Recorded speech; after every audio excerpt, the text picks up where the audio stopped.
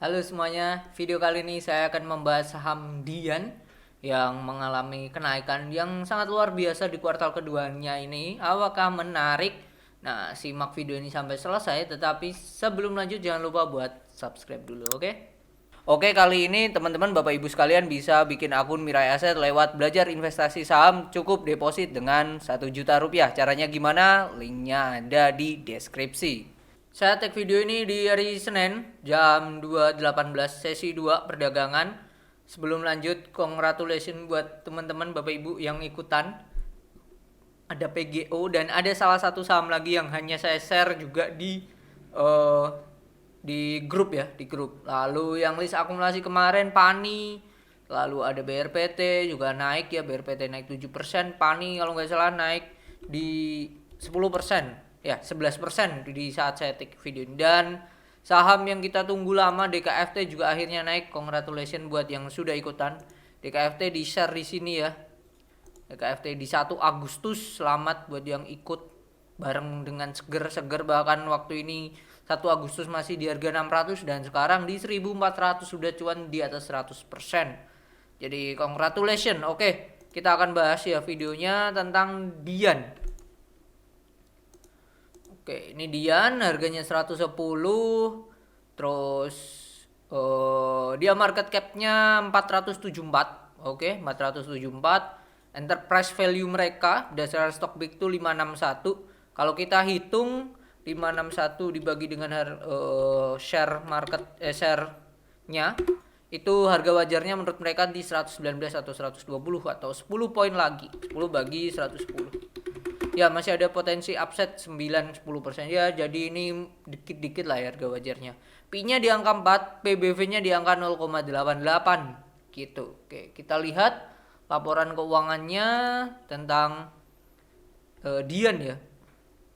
Dian sendiri itu labanya sampai ke kuartal 2 ini naik jadi 54M, sebelumnya hanya 6,9. 6,9. Kalau kita hitung 54834 dikurangi 6962 dibagi 6962. Nah, kenaikannya capai 687. Kalau kita lihat di Stockbit di kuartal 1 mereka aja minus 12M di kuartal 1 2022 dan di kuartal 1 2023 mereka cuma 54M. Tetapi di kuartal kedua mereka hanya untung 629M doang gitu. Juta, sorry. Nah, ini websitenya kalau kita lihat di laporan keuangan berdasarkan umum atau pendirian perusahaan sesuai dengan pasal 3, maksud dan tujuan perusahaan adalah berusaha dalam bidang jasa, pembangunan, perdagangan, dan perindustrian. Saat ini perusahaan bergerak di bidang perusahaan investasi. Oke, itu.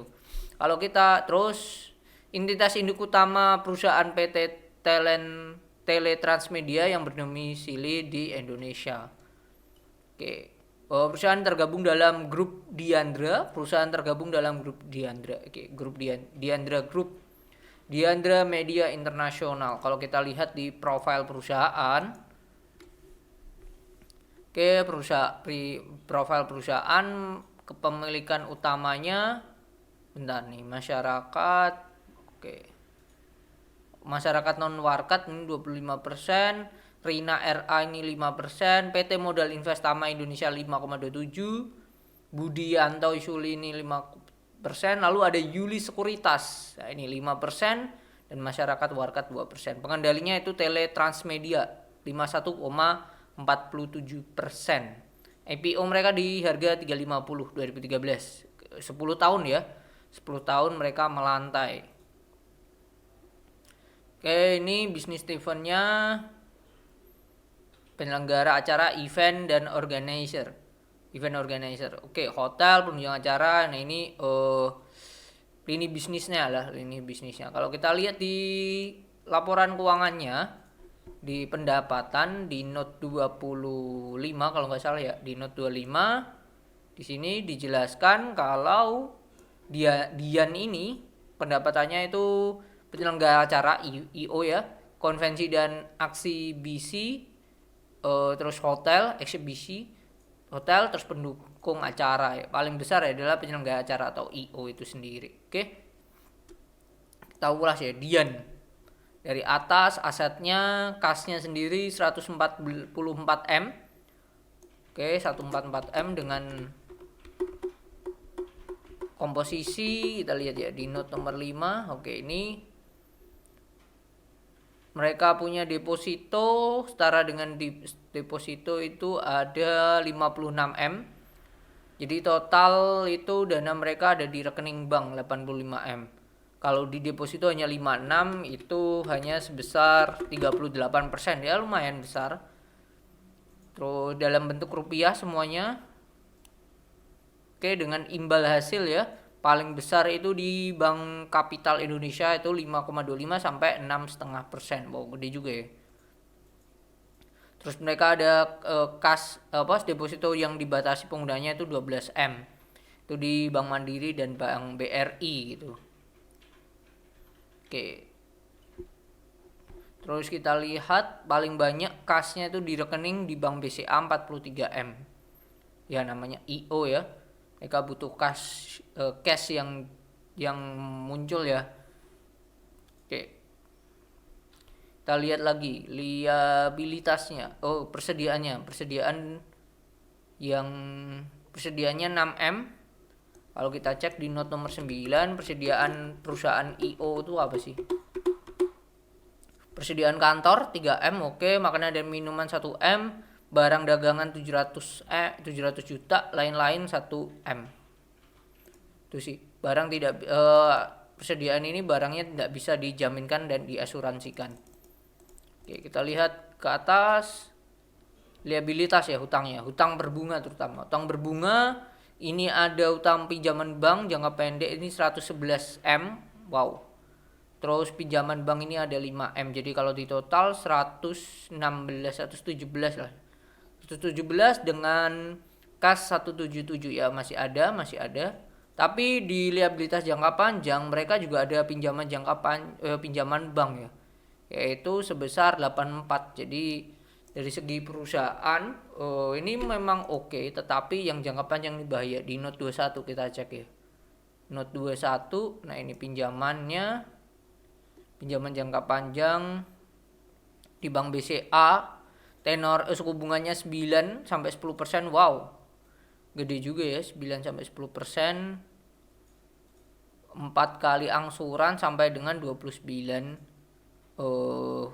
Pinjaman ini dijaminkan dengan HGN.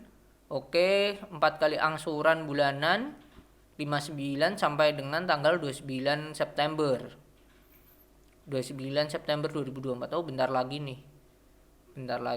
Itu di bank atas nama PT Idea Besar Komunika sebesar 5M. Oke. 5 miliar. Bank BCA totalnya 69 ya. 89 ya. Yang jatuh tempo kurang dari 1 tahun ini 5M.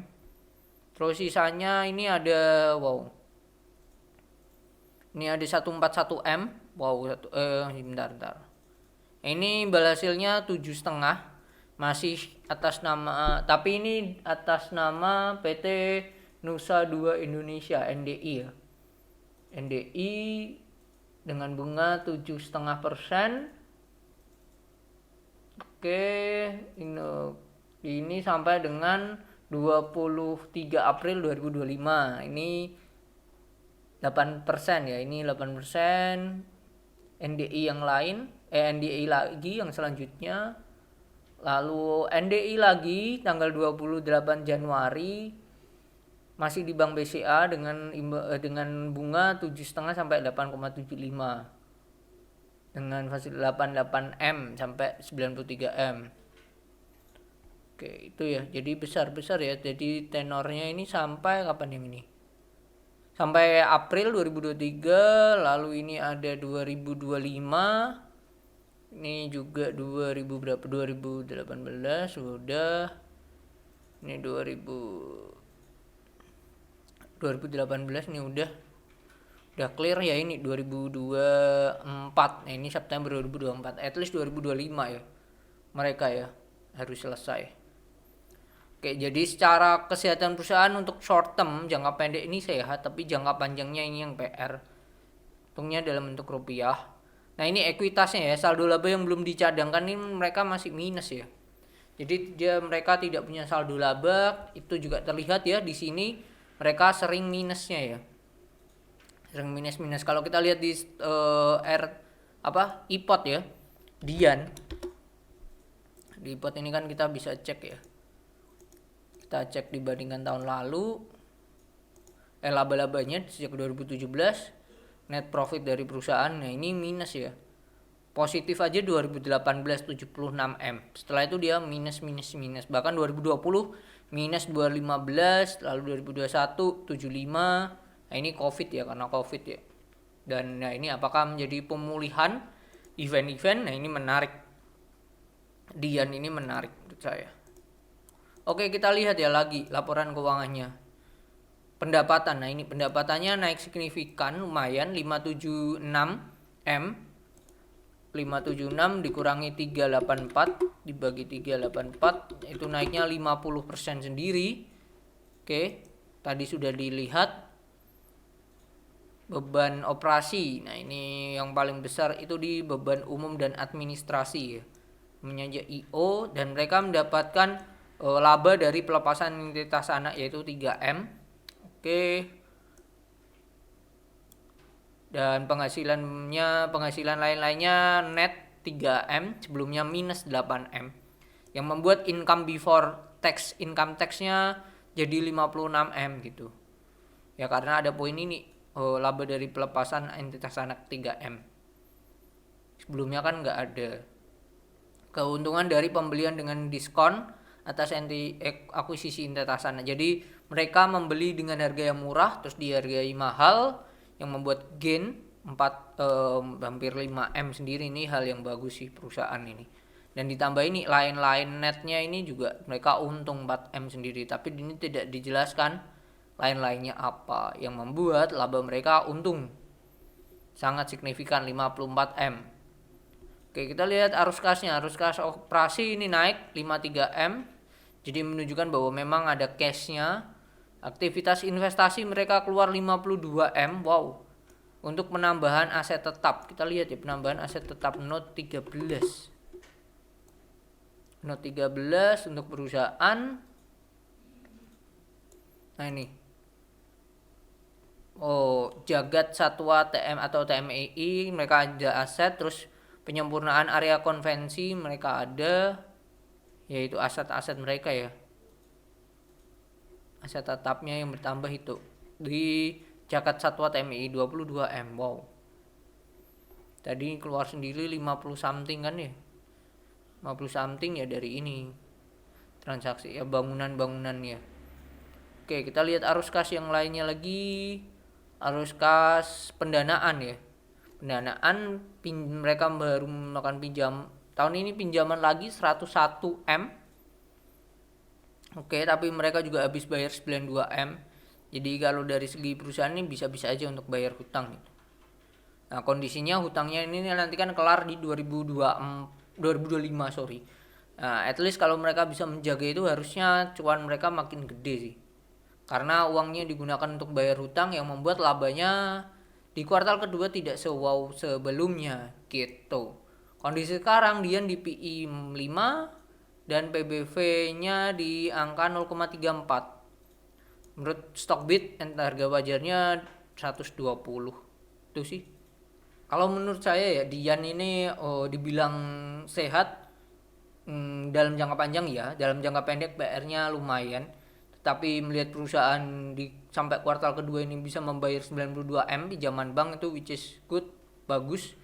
Jadi potensi untuk bayar 82M di jangka panjang ya, utang jangka panjang harusnya sangatlah bisa sih. Sangatlah bisa. Terus Covid sudah berlalu yang membuat harusnya labanya kuartal di 2023 ini makin cemerlang sih.